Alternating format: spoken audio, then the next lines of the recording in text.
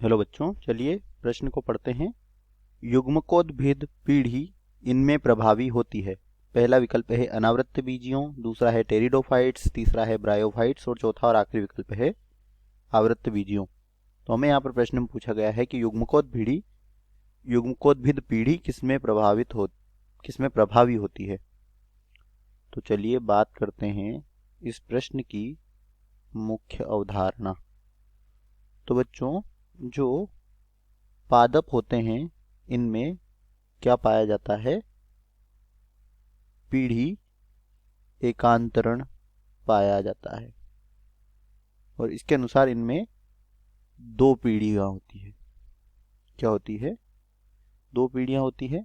कौन कौन सी? तो बच्चों, एक होती है युग्मकोद्भिद पीढ़ी और दूसरी होती है बीजाणुद्भिद। क्या होती है? बीजाणुद्भिद पीढ़ी। तो बच्चों, जो युग्मकोद्भिद पीढ़ी होती है यह अगुणित होती है और यह युग्मक निर्माण का कार्य करती है। और बीजाणुद्भिद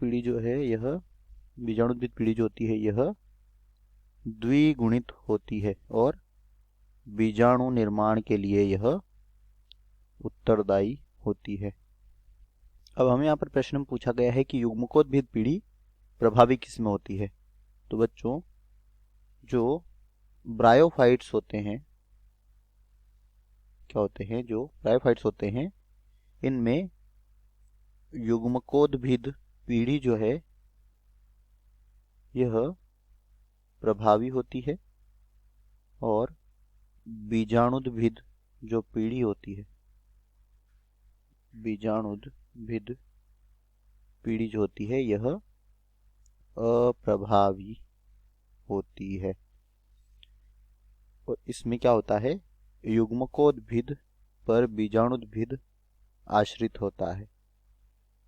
बीजाणुद्भिद जो है यह युग्मकोद्भिद पर आश्रित रहता है।